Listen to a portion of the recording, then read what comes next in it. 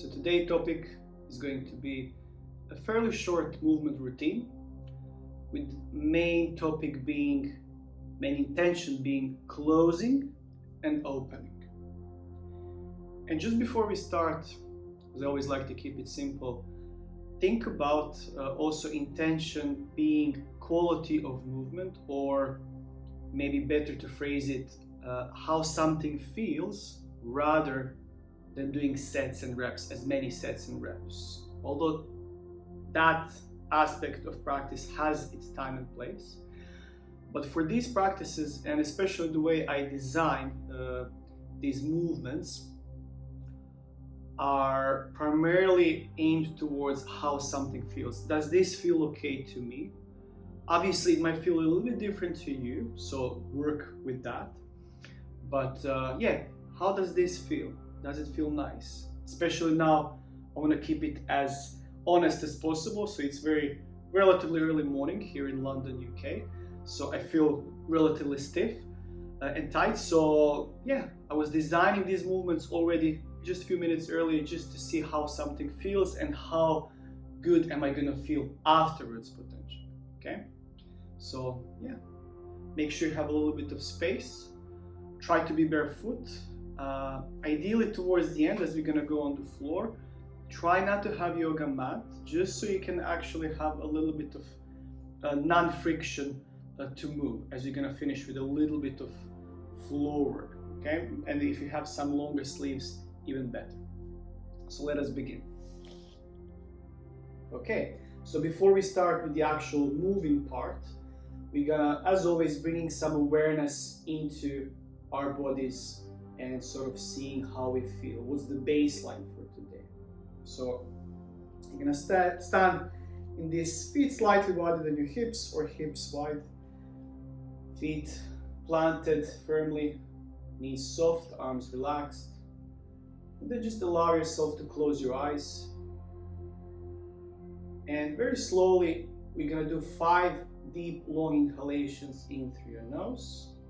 And then very slowly exhaling either through your mouth, through your nose, whichever you prefer. In your own time, 5 times. Let's give it a go.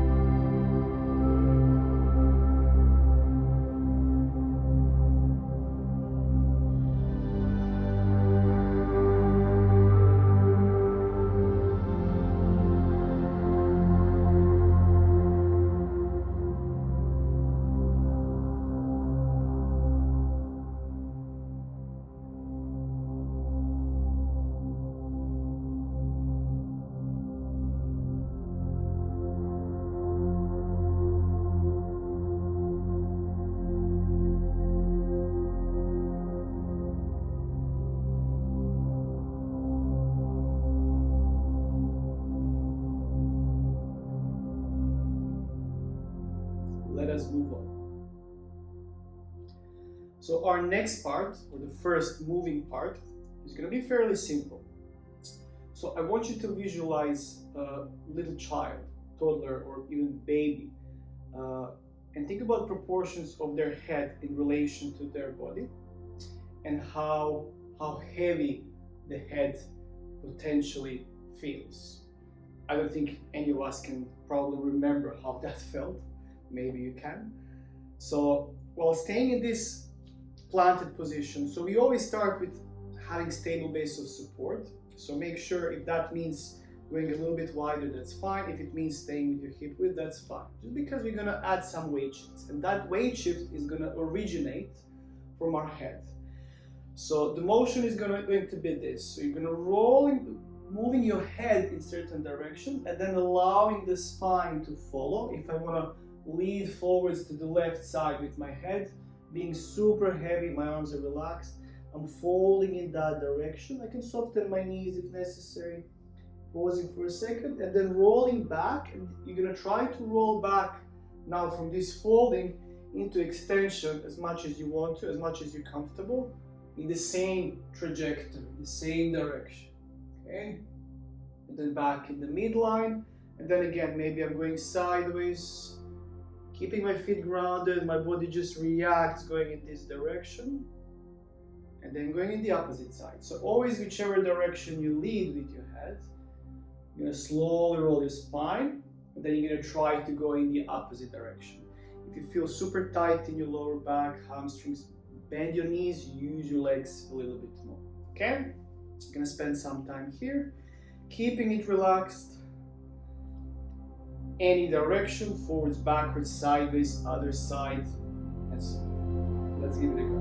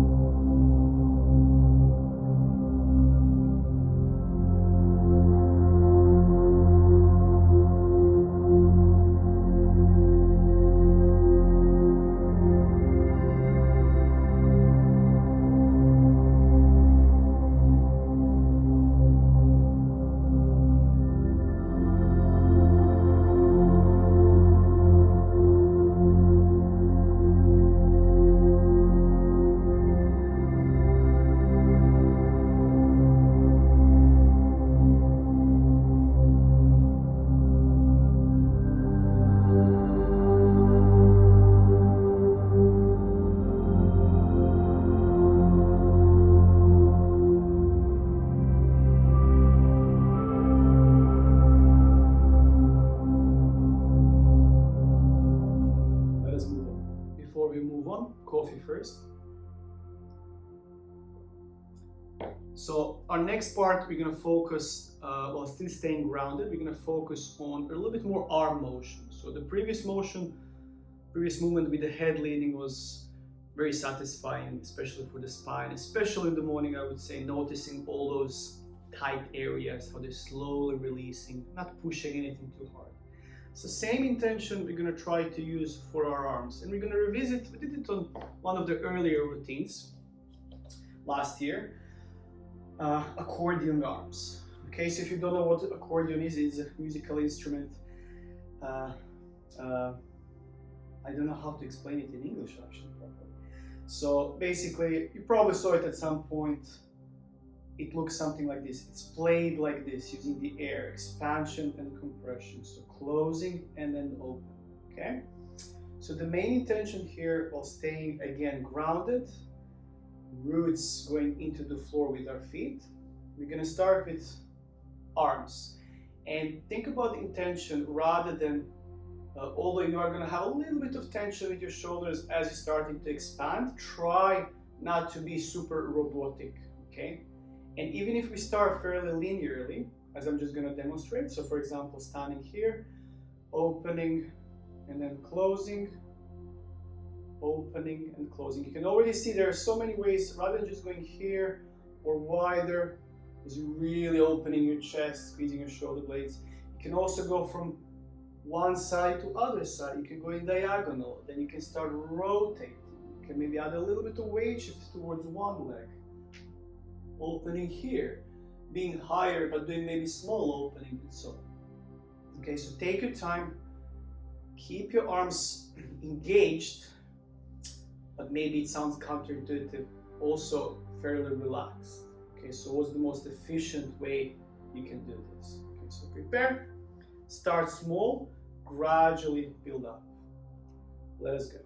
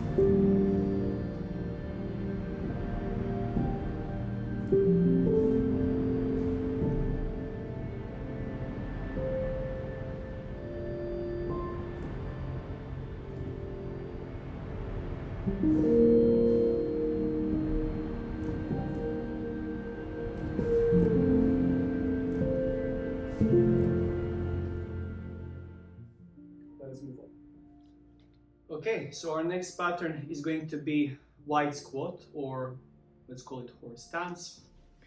So as wide as you can while keeping your feet grounded. Quite often people tend to ask, where should I point my toes, my feet? Forwards, sideways, anywhere in between. So I would say whatever feels more comfortable. It shouldn't feel too robotic. The placement should feel fairly natural, okay?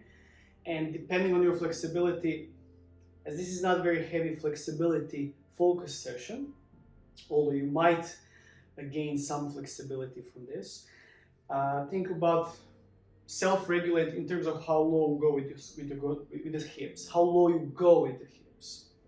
I need more coffee. So also, your knees might cave in a little bit. Try to have, for the purpose of this drill, try to have your knees out, okay? Not that caving in is bad necessarily. You're gonna rest our arms for a little bit now. You're gonna place your hands on the hips, and the sequence is gonna be fairly linear, and it's gonna include also a little bit of spinal work again. So think about this.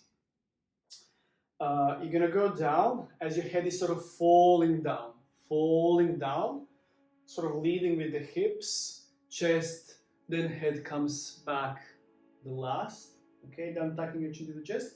And then while keeping your hips low, try to draw your hips forward through, leading with your hips, creating that ripple effect that comes up again to standing, and then the head comes forward the last.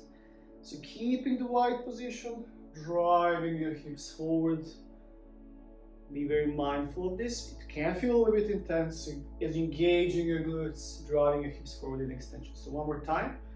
So hips, ripple effect, traveling, head comes down the last, okay?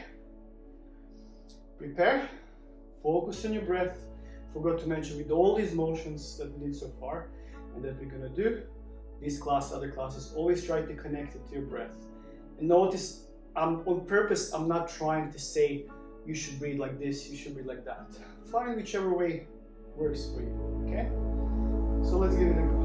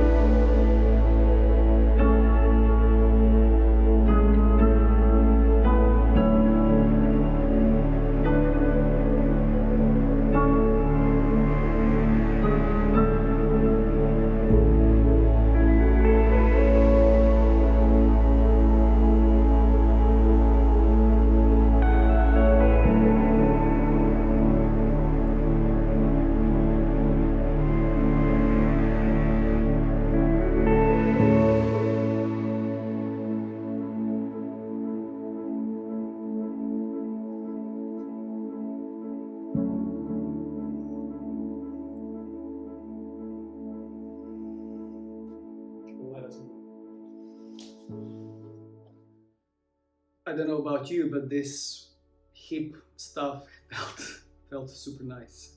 Kind of intense, but really nice.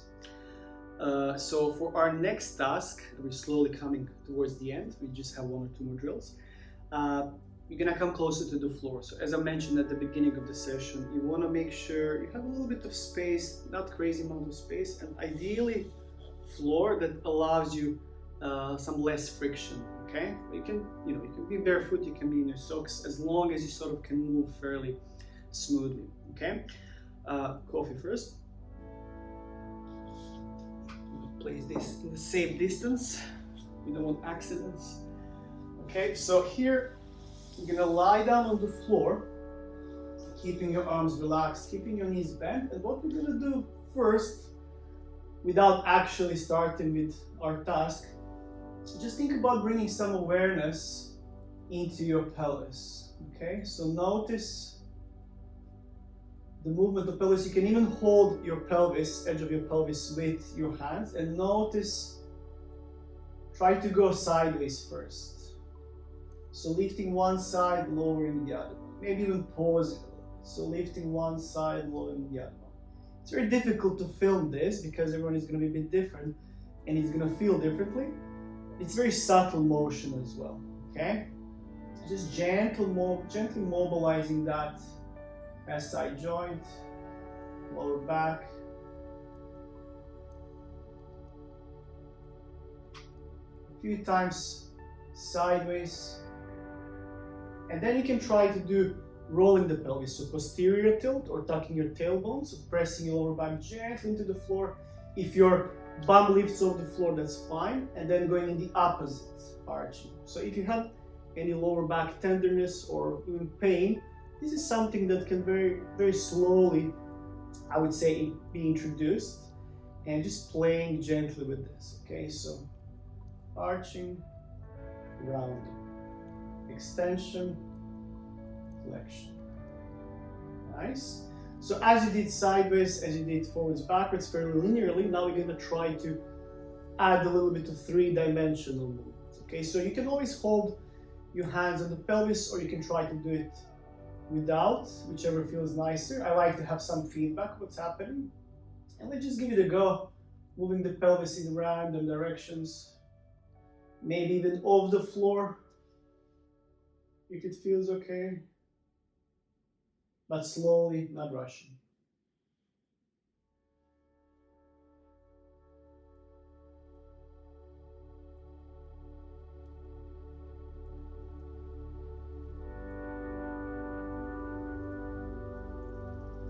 Nice. And come to a stop. Beautiful. Okay, so our next drill, as we were talking about closing and opening, is going to be exactly that. So think about keeping your either feet flat or heels grounded. Okay, so heels are gonna serve as your anchor point.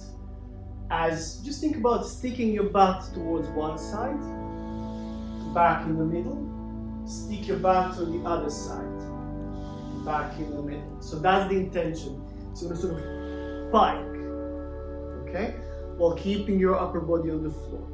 And notice you're using your feet, you're using the anchor point to pull yourself, to organize your body around. So it's nothing too crazy. Pretty sure we did it at some point on one of the other sessions. So it's one of the fundamental skills in the floor work. But even if you don't want to explore anything floor work related, it's a very nice drill where you can play with that compression and expansion. Compression and expansion, okay? So I'm going to show you maybe from this angle. So as I'm here, keeping my arms here, think about pushing through my feet and sticking my butt towards one side. Notice what's up. Going back, other side, going back, okay? One more time this angle. Sticking my butt, back, other side, back, okay? So we're gonna play some music on the video, and we're just gonna slowly go from side to side, not rushing, not forcing anything too much. Even if it's very subtle side to side twist, that's fine. Let's give it a go.